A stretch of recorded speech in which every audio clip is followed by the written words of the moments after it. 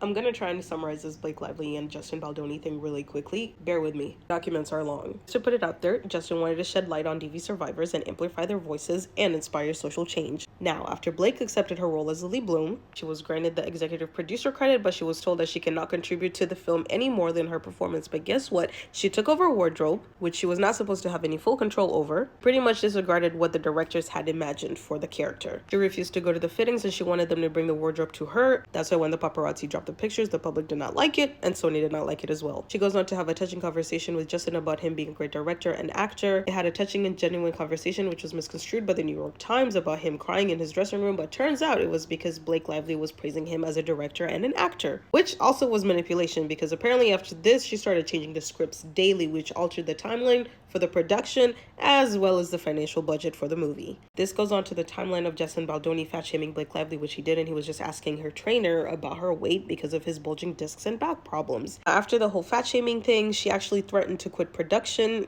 and actually told Justin, find another Lily Bloom. Justin didn't want to do this because it would look terrible on his behalf that he was fat shaming Blake, so he didn't look for another Lily Bloom. This led to Ryan Reynolds berating him. After this, it goes on to the timeline of when the strike happened. Now, after production resumed, they had a list of demands that needed to be met from Blake Lively. Justin signed it because the claims made no sense and they weren't real. What are some of these claims that you may ask? This was about the intimacy coordinator. When it came to the intimacy coordinator, there was one on set. She refused to attend any of the meetings with the intimacy coordinator and wanted Justin and her just to work on the intimacy scenes alone. When it came to everybody walking in on her while she was breastfeeding, that's a lie. She invited them to come to the trailer, and there was even an instance where Jamie Heath actually said, well, we can do this at a later time. She said, no, it's fine. And she was fully dressed. She was just getting her makeup taken off, and she was covered while breastfeeding the baby. It goes on to say that Ryan actually came to set unannounced and was actually still enraged and going off on Justin.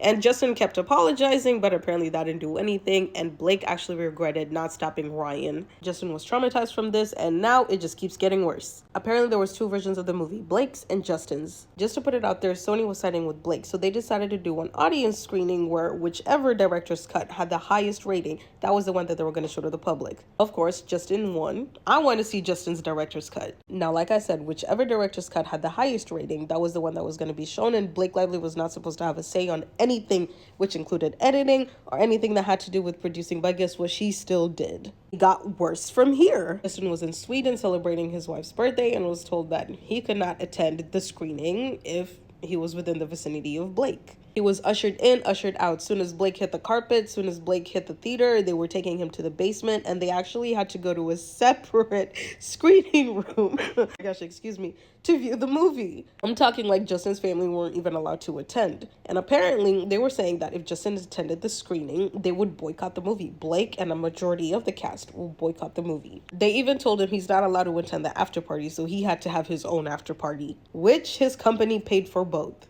It goes on to say that during the Wolverine and the Deadpool screening, Ryan actually approached Justin's agent and told him to drop him. She wanted the PGA mark, which was the Producers Guild of America, which Justin refused because that means that she did a majority of the producing, which she did not, and it felt non-ethical. This led to her not wanting Justin to promote anything, which means that's why you saw wear your florals everywhere. So to summarize, Sony stood behind her. They wanted the movie to be about hope, while Justin wanted it to amplify domestic violence voices, hence the No More movement. And this is what led up to him hiring a PR crisis manager. That's the timeline. Oh my God.